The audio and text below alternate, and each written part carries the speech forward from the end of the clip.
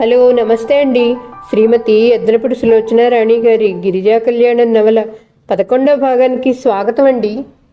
గిరిజ రాక్షసులా వచ్చి అతని ఊహలన్నింటినీ తారుమారు చేసింది. నన్ను నీ జీవితంలోకి తెచ్చుకోవటం వరకే నీ వంతు, కానీ వెళ్ళగొట్టడం నీ తరం కాదు అన్నట్లు సవాల్ చేస్తోంది. చందు ఏదైనా భరించగలడు, కానీ అపజయం భరించలేడు. చిన్నప్పటి నుంచి అంతే. ఎప్పుడైనా అతను పందెం కాసిన గుర్రం రేసులో ఓడిపోతే చెప్పలేనంత చిరాకు పడిపోతాడు. మళ్ళీ మళ్ళీ పట్టుదలగా పందెం కాసి గెలిచే వరకు ఊరుకునేవాడు కాదు. అలాంటిది అతనికి గిరిజ ఒక కొరకరాని కొయ్య అయింది. చందు కిటికీ దగ్గర నుంచి యువతలకు వచ్చాడు. బాత్రూంలోకి వెళ్ళి మొహం కాళ్ళు చేతులు కడుక్కున్నాడు. బట్టలు మార్చుకున్నాడు. అతని దగ్గరికి వెళ్ళి తల దూకున్నాడు. అతను గదిలోంచి యువతలకు వచ్చాడు. మెట్ల దగ్గరికి వెళ్లాలంటే గిరిజ గది దాటి వెళ్లాల్సిందే. ఆ గది తలుపులు బార్లా తెరిచున్నాయి. ఒక్క క్షణం అతని పాదాలు అతని ప్రమేయం లేకుండానే ఆగినట్లు ఆగిపోయాయి. ఇంతవరకు అతను ఎప్పుడూ ఆ గదిలోకి అడుగు పెట్టలేదు. గిరిజే ఎక్కువ భాగం అక్కడ గడుపుతుంది. అతనికి ఎందుకో గాని ఆ క్షణంలో ఆ గదిలోకి వెళ్ళి చూడాలనే ఆలోచన కలిగింది. గిరిజ గదిలోకి అతని పాదాలు అతన్ని బలవంతంగా లాక్కెడుతున్నట్టు నడిచాయి. ఆ గది నీట్గా ఉంది. పక్కా పరిశుభ్రంగా ఉంది. తెండు పక్కన చదువుతూ బోర్లా వెళ్ళిన పుస్తకం ఉంది. టేబుల్ మీద సగం కుట్టి ఆపేసినట్టుగా రంగురంగుల దారాలతో చక్కటి లతలు కుట్టిన తెల్లటి మేటీ గుడ్డకి సూది గుచ్చుంది. ఎదురుగా గోడకి రామకృష్ణ పరమహంస ఫోటో ఒకటి ఉంది. టేబుల్ పక్కన ఆల్మైరాలో కొన్ని పుస్తకాలతో పాటు లక్ష్మీ సరస్వతుల ఫోటోలు ఉన్నాయి. వాటికి పెట్టిన పూలు వాడి ఉన్నాయి. గది నిండా ఏదో తెలియని సువాసన. బహుశా అది అగరవత్తులదై ఉండవచ్చు. గది మధ్యగా నిలబడి అదంతా పరిశీలిస్తున్న అతనికి విచిత్రమైన అనుభూతి కలిగింది. ఆ గది ఆ క్షణంలో ఒక గదిలా కాకుండా గిరిజ గుండెలాగా అనిపించింది. తనేం చేస్తున్నాడు? గిరిజ గుండెల్లోకొచ్చి నిలబడి ఆమె వ్యక్తిత్వం ఎలాంటిదో పరిశీలిస్తున్నాడు. గిరిజకి ఈ గదిలాగానే ఇంత నిరాడంబరంగా, ఇంత ఆకర్షణీయంగా వ్యక్తిత్వం ఉందా? అతనికి గిరిజ నచ్చేస్తుందేమోనని అనిపించింది. తను లేనప్పుడు తన గదిలోకి ఎందుకు రావాలి అని నిలదీస్తే ఏమని జవాబు చెప్పటం? ఆమె వస్తే ఎలా? అతను వెనక్కు తిరగబోయాడు. కిటికీ రెక్కలు ఊగిసలాడపోయి హుక్స్ చేతుల్లో బందీలమని గుర్తొచ్చినట్లు ఆగాయి. దిండు పక్కన బోర్లా పెట్టి ఉంచిన వారపత్రిక ఎగిరి గది మధ్యలో పడి రెపరెపలాడుతూ అతని పాదాల వద్దకు వచ్చి ఆగింది. అతను వంగి దాన్ని తీశాడు. పుస్తకం సరిచేస్తుంటే ఉత్తరం ఒకటి జారి కింద పడింది. అతను దాన్ని అందుకొని పుస్తకంలో పెడుతూ అప్రయత్నంగా చూశాడు. ఏదో ఉత్తరం సుదీర్ఘంగా ఉంది. సంతకం చూశాడు. ఎవరో లక్ష్మిట. అతను చివరి వాక్యాలు చదవగా ఉలిక్కిపడ్డాడు. ఆ ఉత్తరం పేజీలు సరిచేసి మొదటి నుండి చదవకుండా ఉండలేకపోయాడు. ఆ ఉత్తరంలో అక్షరాల బారుల వెంట అతని కనుపాపలు పరుగులు తీస్తున్న కొద్దీ అతని ముఖంలో అపనమ్మకం, విస్మయం, ఆగ్రహం పోటీపడసాగాయి. కింద మాలితో పాటు కుండీలు సర్దటంలో సాయం చేసిన గిరిజకి ముఖం నిండా చిరుచెమటలు పట్టాయి. వెళ్ళి పంపు దగ్గర చేతులు మొహం కడుక్కొని చీర కొంగుతో తుడుచుకుంటూ పైకొచ్చింది. గిరిజ తల వంచుకుని గబగబా తన గదిలోకి వస్తున్నదల్లా గుమ్మల్లో టక్కున ఆగింది. అక్కడ కలలో కూడా ఊహించిన దృశ్యం ఎదురైంది. చందు గది మధ్యలో నిలబడున్నాడు. గిరిజ వచ్చిన తర్వాత అతను ఏనాడు ఈ గదిలో అడుగు పెట్టలేదు. గిరిజ తడబడింది, కంగారు పడింది. అక్కడ నిలబడటమా లేక గిరుక్కును వెనక్కు తిరిగి వెళ్ళటమా అని త్వరగా ఆలోచిస్తున్న దానిలా నిలబడింది. అడుగుల చప్పుడు వినగానే చందు తిరిగి చూశాడు. గుమ్మల్లో పాలరాతి బొమ్మలా నిలబడిన గిరిజని కించపరుస్తున్న చూపులతో చూశాడు. ఈ లక్ష్మీవారు మొన్నొచ్చిన అమ్మాయేనా? ఉత్తరం చూపిస్తూ అడిగాడు. అతని చేతిలో లక్ష్మి రాసిన ఉత్తరం చూడగానే గిరిజ నిశ్చేష్టురాలైంది. క్షణసేపు మతిపోయిన దానిలా అలాగే చూస్తుండిపోయింది. ఈ లక్ష్మి అన్న అంటే ఆ మధుమూర్తేనా? అతనికి నీకు ఇంత గ్రంథం ఉందన్నమాట. ఇప్పుడైనా ఒప్పుకుంటావా? నువ్వు కేవలం నన్ను డబ్బు కోసమే పెళ్లి చేసుకున్నానని. గిరిజ 2 అడుగులు ముందుకేసి గదిలోకి వచ్చింది. చందు వెంటనే 4 అడుగులు వెనక్కేసి మంచం వైపు తిరిగాడు. ఆ ఉత్తరాన్ని వెనక్కు పట్టుకున్నాడు. భేష్, ఇన్నాళ్ళు మహానటిలా అమాయకత్వం అమోఘంగా పోషించి తాతయ్యని బాగా మోసం చేశావు. నీ తమ్ముడికి చదువు, నీకు సుఖం లోటు లేకుండా ఏర్పాట్లు చేసుకున్నావు. అతను మళ్ళీ ఉత్తరం చూపించాడు. దీనికి ఏ సమాధానం చెప్తావు? గిరిజ కంపిస్తున్న స్వరంతో అస్పష్టంగా అంది. మీకు తెలీదు, దాని గురించి మీకేం తెలీదు, ఇటు ఇవ్వండి. అతను నిరసనగా చూశాడు. అంత తేలిగ్గా ఇస్తానా? ఇప్పుడు ఇక నా ఇంట్లో నుంచి వెళ్ళక ఏం చేస్తావు? నిన్ను వదిలించుకోవటానికి ఒక్క ఉత్తరం చాలు. ఇది తాతయ్యకి చూపిస్తే నిన్ను ఇప్పుడే మెడబట్టి బయటికి గెంటేస్తాడు. గిరిజ రోషంగా చూసింది. ఆయన మీలాంటి మనసు లేని పాషాణం కాదు. నేను చెప్పేది అర్థం చేసుకోగలరు. ఆ భయం నాకేం లేదు. ఓ, అది నిజమే. నువ్వు నీ తీయని మాటలతో ఆయన మనస్సుకి మబ్బుతెర తెప్పించగలవు. ఇది తాతయ్యకి ఇవ్వను, నేనే అట్టు పెట్టుకుంటాను. ఇప్పుడు నీకు విడాకులు ఇవ్వటం చాలా సులభం. కోర్టులో కేసు పెడతాను. నీ ప్రవర్తన మంచిది కాదని, పెళ్లికి ముందే నీకు ఈ మధుమూర్తికి సంబంధం ఉంది, నువ్వు నన్ను మోసం చేసి పెళ్లి చేసుకున్నావని. అతని నోట్లో వాక్యం పూర్తి కానే లేదు. గిరిజ అప్పటికే దెబ్బతిన్న శివంగిలా అతని మీదకు ఉరికింది. అతన్ని పట్టుకొని అతని చేతిలో ఉన్న ఉత్తరం లాక్కోవటానికి ప్రయత్నించింది. కానీ చందు పక్కకు జరిగి ఉత్తరం ఉన్న చేయి ఎత్తిపట్టి దూరంగా పెట్టాడు. గిరిజ కాళ్ళెత్తి అతని చేయి అందుకుని బలంగా వంచింది. మరి క్షణంలో గిరిజ చేతికి ఆ ఉత్తరం అందేదే. కానీ ప్రమాదం పసికట్టిన చందు గిరిజ నడుము చుట్టూ చేయి వేసి యువతలికి లాగాడు. గిరిజ కూడా అతన్ని లాగింది. ఇద్దరు పట్టుతప్పి మంచంపై పడ్డారు. అతని ఛాతీపై పడిన గిరిజ అతని చేయి అందుకోవటానికి విశ్వ ప్రయత్నం చేస్తోంది. గిరిజ ఏడుస్తోంది. నువ్వు మనిషివి కాదు, రాక్షసుడివి. ఆ ఉత్తరం నా కంఠంలో ప్రాణం ఉండగా నీకు దక్కనీయను అంటూ ఏదేదో అంటూ అతన్ని గుద్దుతోంది. 5 నిమిషాల పాటు ఇద్దరికి ఆ మంచం పైన భయంకరమైన పెనుగులాట జరిగింది. ఆ ఉత్తరాన్ని అందుకోవాలని గిరిజ, అందనీయకూడదని అతను, ఇద్దరూ పిచ్చి శక్తితో పోరాడారు. ఆ పెనుగులాటలో అతను గిరిజ మీదికి వెళ్ళాడు. అతని ముఖం గిరిజ ముఖంపై ఆనింది. అతని చేతులు గిరిజ జబ్బలపై బిగుసుకున్నాయి. అతని పెదవులు గిరిజ చెంపపై రాసుకున్నాయి. గిరిజ స్పర్శ హఠాత్తుగా అతనికి మైకం లాంటి తెప్పించింది. అతను గిరిజ కళ్ళల్లోకి దీక్షగా చూశాడు. అతను లేవనీయటం లేదని కసితో ఆ కళ్ళు రోషంగా మెరుస్తున్నాయి. గిరిజని తదేకంగా చూస్తున్న అతనికి మబ్బులాంటి తెర ఏదో అడ్డొచ్చినట్టయింది. రోజీ, అస్పష్టంగా అన్నాడు అతను. మరుక్షణం అతని ముఖం గిరిజ మెడ వంపులో ఒరిగిపోయింది. Rosie, Rosie, I love you, love you, I don't care for anybody. అతని మాటలు నూతిలో నుంచి వస్తున్న ఆర్తనాదంలా వినబడినట్టుగా ఉన్నాయి. గిరిజ జబ్బలని అదిమిపట్టిన అతని చేతుల పట్టు సడలింది. గిరిజ లేవబోయింది. కానీ అతని చేతులు గిరిజ భుజాలని చుట్టేశాయి. అతని పెదవులు గిరిజ చెంపలని, నుదురును, కళ్ళను తాకి పెదవులను కౌగలించుకున్నట్టుగా నొక్కివేశాయి. గిరిజకి ఆ క్షణం అది స్వర్గమో నరకమో తెలియనట్టుంది. అతని ఉచ్ఛ్వాస నిశ్వాసలు కాల్చివేస్తున్నంత వేడిగా ఉన్నాయి. గిరిజకి ఊపిరి ఆడనట్లయింది. ఎలాగో అతన్ని విడిపించుకోగలిగింది. ముఖం పక్కకు తిప్పుకుంది. గిరిజ ముఖం మీదికి వంగపోయినతను హఠాత్తుగా ఆగిపోయాడు. అతని ఉద్రేకపు పొంగు నీళ్లు చల్లినట్టుగా దిగిపోయింది.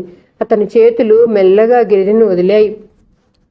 సిగ్గుతో కుంగిపోయినట్లుగా పక్కకు జరిగి దిండులో తలదూర్చేసుకున్నాడు. ఐఎమ్ సారీ, అస్పష్టంగా అన్నాడు. గిరిజ లేవబోయింది. మంగళసూత్రం గొలుసు అతని గుండెకి చిక్కబడింది. గిరిజ ఎలాగో దాన్ని విడిపించుకొని లేచి కూర్చుంది. Girija, leave me please. అతని మాటలో అభ్యర్థనతో పాటు ఆజ్ఞ కూడా ఉంది. గిరిజ మంచంపై నుంచి లేచింది. దిండులో తలదూర్చుకుని పడుకున్న అతన్ని చిత్రంగా చూసింది. అతని చేతులు దిండు అంచుల్ని గట్టిగా పట్టుకొని ఉన్నాయి. ఉత్తరం కింద పడుంది. గిరిజ వంగి దాన్ని తీసుకుని గది బయటకు వచ్చేసింది.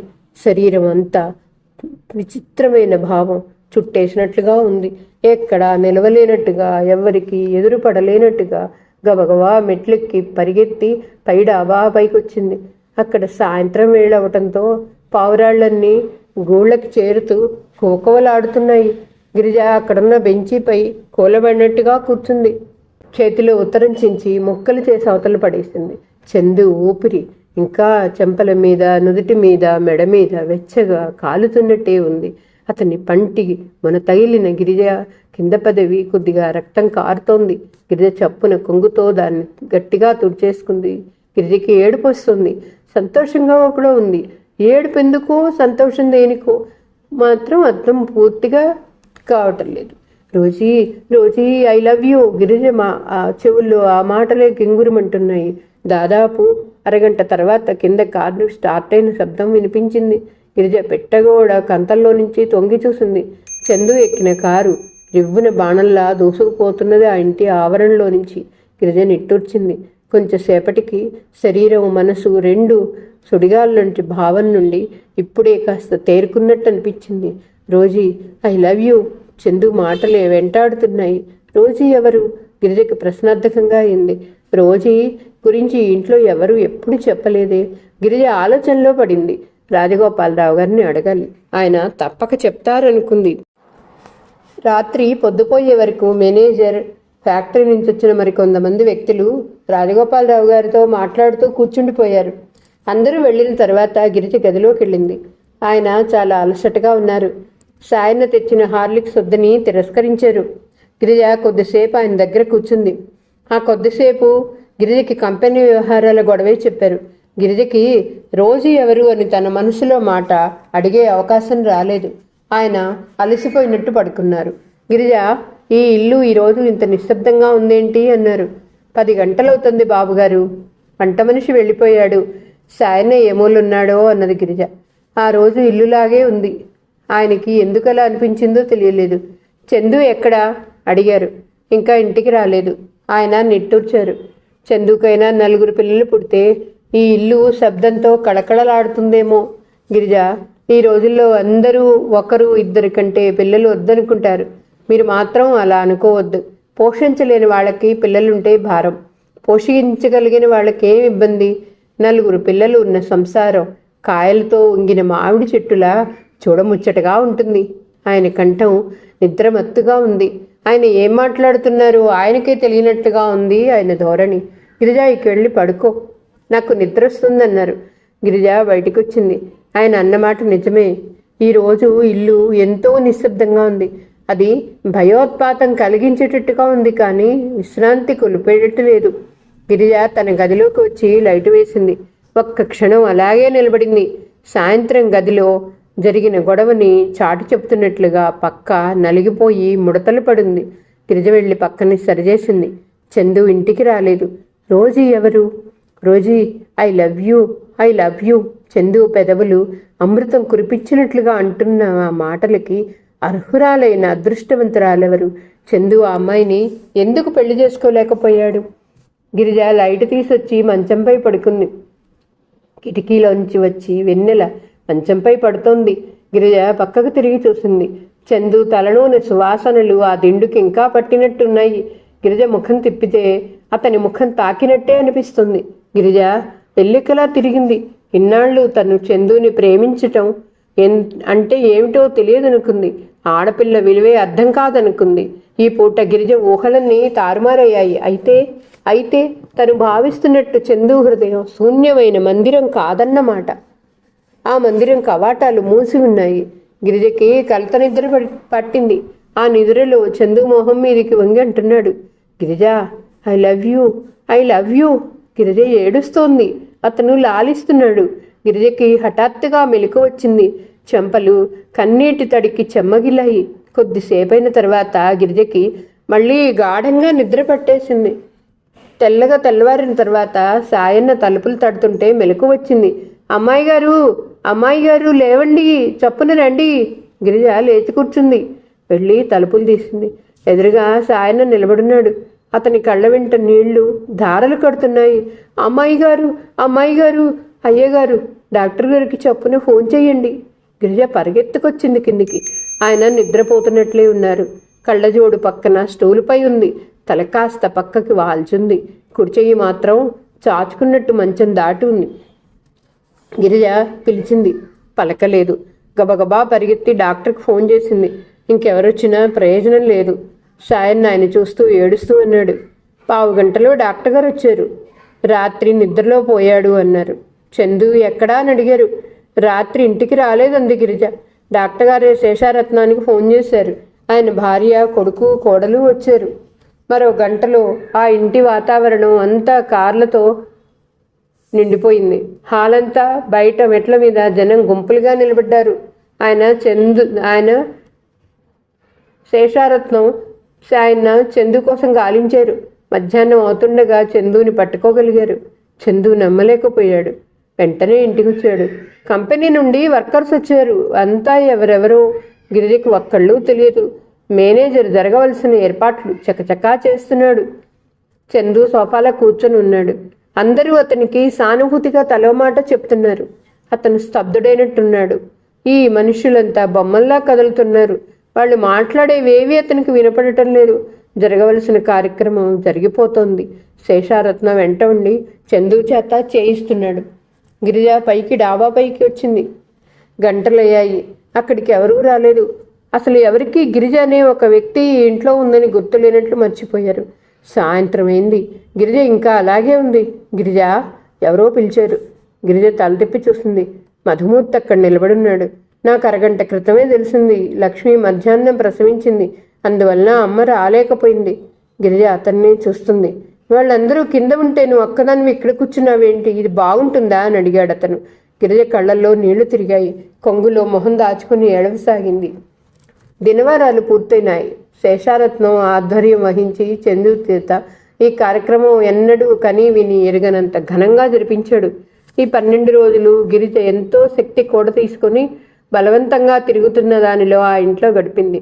చందు, గిరిజ ఒక్కసారి కూడా మాట్లాడుకోలేదు.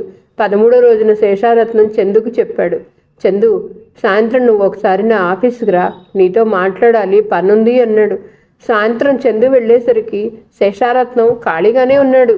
చందుని చూడగానే రా నువ్వు వస్తావో రావో అనుకుంటున్నా అంటూ ఆఫీస్ రూమ్లోకి తీసుకెళ్ళాడు. కూర్చో అన్నాడాయన. చందు ఆయన టేబుల్కి ఎదురుగా కూర్చున్నాడు. శేషారత్నం వెళ్ళి ఆ గదిలోనే మూలగా ఉన్న ఇనపెట్టె తెరిచి అందులో నుండి సీలు వేసిన పొడిగాటి బ్రౌన్ పేపర్ కవర్ తెచ్చాడు. చందు, ఇది తాతయ్య రాసిన వీలునామా, నేను చదివి వినిపిస్తాను అన్నాడు. పేపర్ నైఫ్తో ఆ కవర్ తెరిచి అందులో నుండి కాగితాలు తీసి చందుకి చదివి వినిపించసాగాడు. అవన్నీ ఆస్తి వివరాలు. చందు కుర్చీలో వాలి వింటున్నాడు. చివరిలో ఆయన రాసిన వీలునామాలో స్పష్టంగా ఇలా ఉంది: నా స్వార్జితం అయినటువంటి పైన ఉదహరించిన ఆస్తి యావత్తు చందు గిరిజల సంతానానికి చెందుతుంది. గిరిజకి కానీ చందుకి కానీ ఆస్తి అనుభవించటమే మినహా దాన విక్రయాది అధికారాలు ఏమీ లేవు. చందు గిరిజతో సరిగ్గా కాపురం చేయలేకపోయినట్లయితే అతనికి ఒక్క పైసా కూడా ఇవ్వకుండా ఆపు చేసే సర్వాధికారాలు గిరిజకున్నాయి. గిరిజ, చందు అన్యోన్యంగా కాపురం చేసి నా ఇంటి పేరు ప్రతిష్టలు నిలుపవలసిందిగా నేను అర్థిస్తున్నాను. What nonsense! ఇది తాతయ్య రాసిన ఇల్లేనా? చందు కోపంగా కుర్చీలోంచి లేచాడు. తాతయ్య ఈ మధ్యనే వ్రాయించి రిజిస్టర్ చేసిన ఇల్లు ఇది.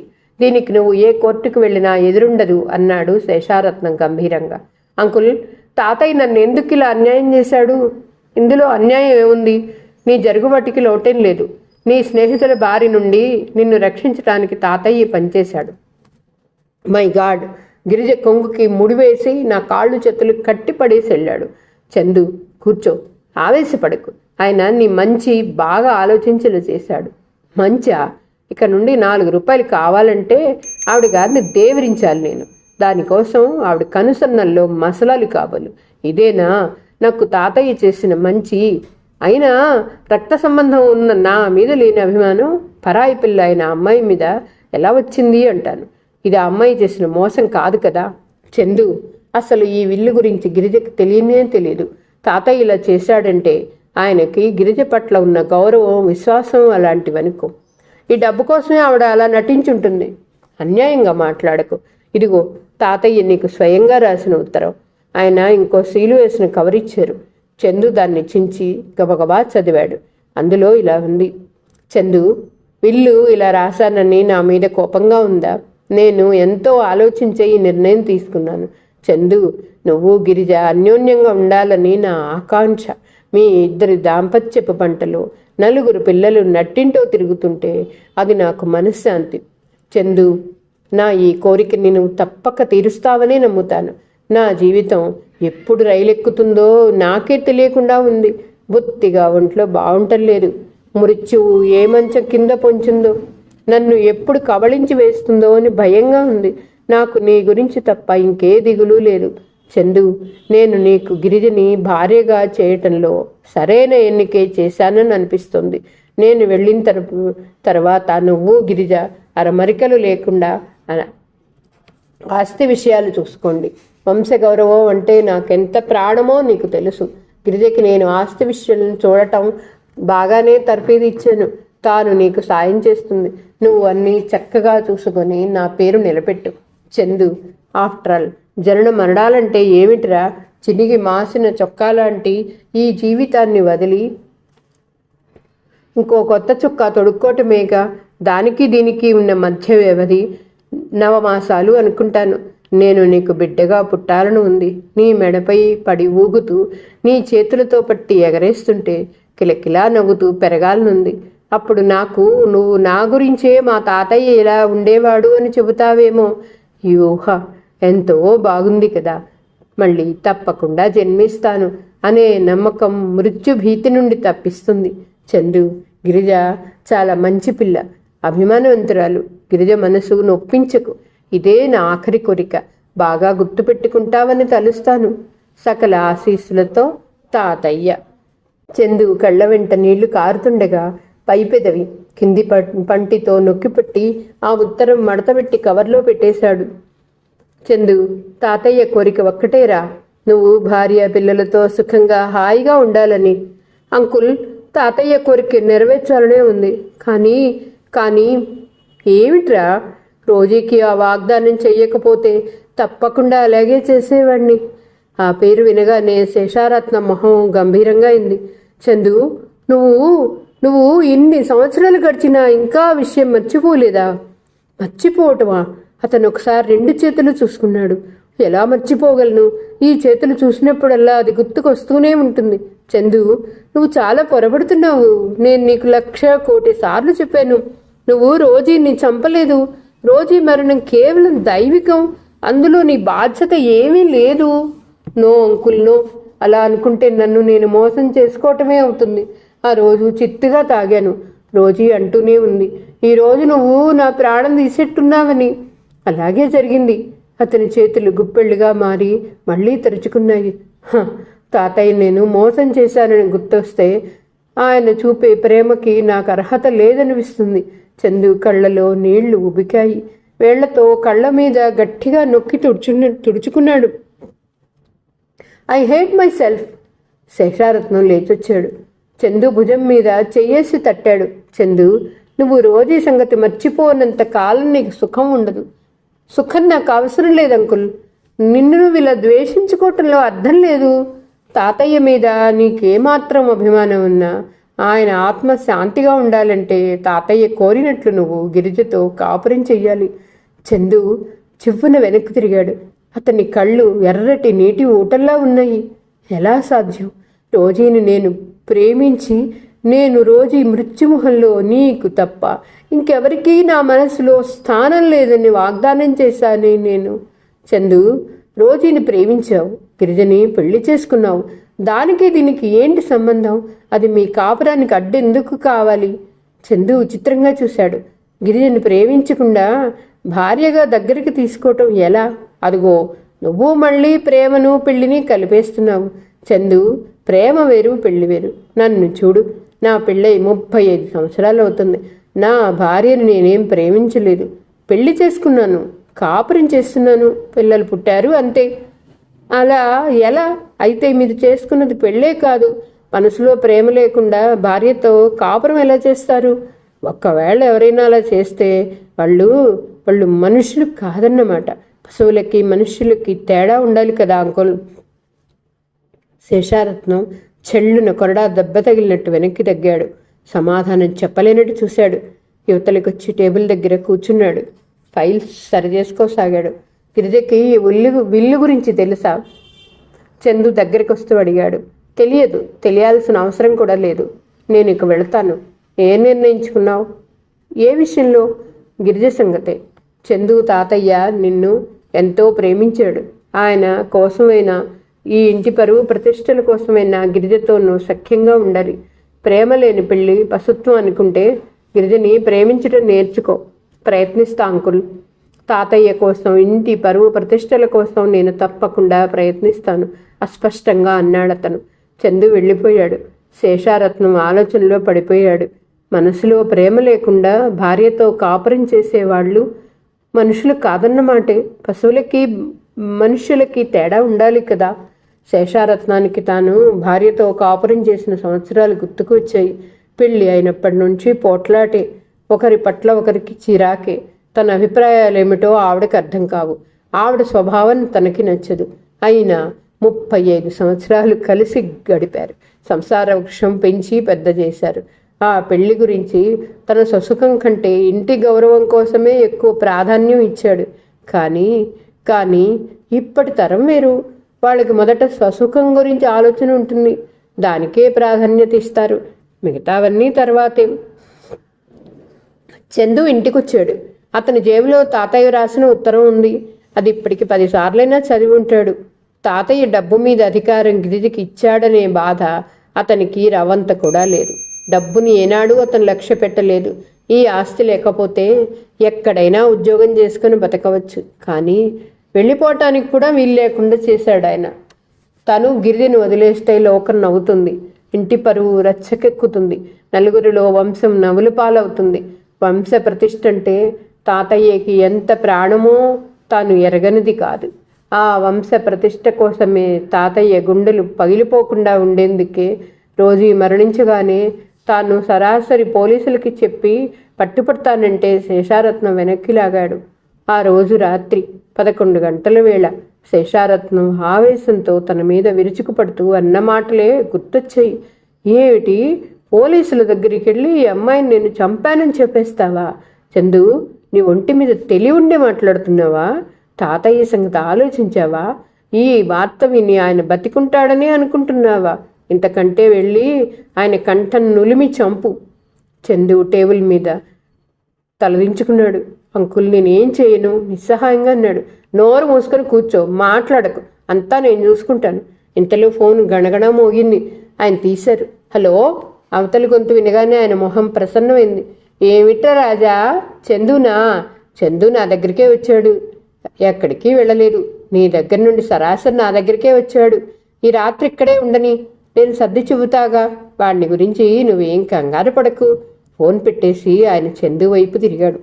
చూసావా, నువ్వు పోట్లాడి వెళ్ళిపోయావని, ఏమైపోతావని ఆయన ఎంత కంగారు పడుతున్నాడో. ఆయన మనసును ఒప్పిస్తావా? చందు మౌనంగా ఉండిపోయాడు. అంకుల్, రోజు ఈ డెడ్ బాడీ అదంతా నాకు వదిలేయమని చెప్పానుగా, నేను చూసుకుంటాను. ఆయన హాస్పిటల్కి ఫోన్ చేయడానికి వెళ్ళాడు. ఆ రోజు ఈ మరణ వృత్తాంతం గురించిన రహస్యం అంకుల్ మధ్య, తన మధ్యనే సమాధి అయిపోయింది. శేషారత్నం తన చాకచక్యం వల్ల రోజీ మరణం గురించి ఎవరికీ అనుమానం రాలేదు.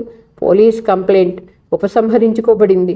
కేసుకి సంబంధించిన కాగితాలు శిథిలమయ్యాయి. ఈ భయంకర సత్యం రాజగోపాలరావు గారికి తెలియదు. శేషారత్నం లోకాన్ని మరిపించగలిగాడు, కానీ చందు ఒక్కరోజు కూడా మరవలేదు. అతను ఆ రోజు నుంచి ఒంటరిగా ఉండాలంటేనే భయపడేవాడు. ఫలితంగా స్నేహ బృందం పెరిగింది, తిరుగుళ్ళు ఎక్కువయ్యాయి. అతను రోజీకి ఇచ్చిన మాట నిలబెట్టుకున్నాడు. ఇంకో ఆడపిల్ల ఎవరినీ తన జీవితంలోకి రానియలేదు. చందుకి వద్దన్న అదంతా గుర్తుకొస్తుంది. గది ముందున్న వరండాలో నిలబడి సూర్యాస్తమయం చూస్తున్నాడు. కొద్దిమంది జీవితాలు ఎంత చిత్రం. వ్యక్తులు పరిచయం అవుతారు. వారితో సాన్నిహిత్యం చాలా కొద్ది వ్యవధిగానే ఉంటుంది. ఆ తర్వాత వాళ్ళు వెళ్ళిపోతారు. కానీ జ్ఞాపకాలు మాత్రం వదలవు. గుడి బండలా వీళ్ళు భారంగా మోస్తూ ఉండాల్సిందే. చందు జీవితం కూడా అలాంటిదే. నవ్వుతూ తుళ్ళుతూ తిరిగే అతని జీవితంలో ఇలాంటి మచ్చ ఉందని ఎవరికీ తెలియదు. ఇప్పుడు ఏం చెయ్యాలి? తన కర్తవ్యం ఏమిటి? తాతయ్య మాటపై గౌరవంతో గిరిజని స్వీకరించటమా, లేక రోజీకి ఇచ్చిన మాట కోసం తిరస్కరించటమా? శూన్యంలోకి చూస్తున్న చందు తిరిగి చూశాడు. ఎదురుగా మేనేజర్ నిలబడున్నాడు. అతని చేతి నిండా ఖాతా పుస్తకాలు బొత్తుంది. మీరు ఒక్కసారి జమా ఖర్చుల అకౌంట్ చూస్తే, నెలాఖరు కదా, లెక్కలకు క్లోజ్ చేస్తాను అన్నాడు. ఇన్నాళ్ళు ఎవరు చూస్తున్నారు అని అడిగాడు చందు. గిరిజ గారు చూస్తున్నారు. మరి ఇప్పుడు నాకెందుకు చూపిస్తున్నారు? అదేమిటి, ఇప్పుడు మీరు యజమానులు ఎవరైనా ఈ ఇంట్లో ఎప్పుడూ జరిగే పద్ధతుల్లో ఏ చిన్నదానికి మార్పు ఉండదు. వెళ్ళండి, వెళ్ళి గిరిజకు చూపించండి. సరే, అతను వెళ్ళపోయాడు. ఆగండి, మేనేజర్ ఆగాడు. ఆ పుస్తకాలు అక్కడ పెట్టండి, అవి గిరిజకి నేనే ఇస్తాను.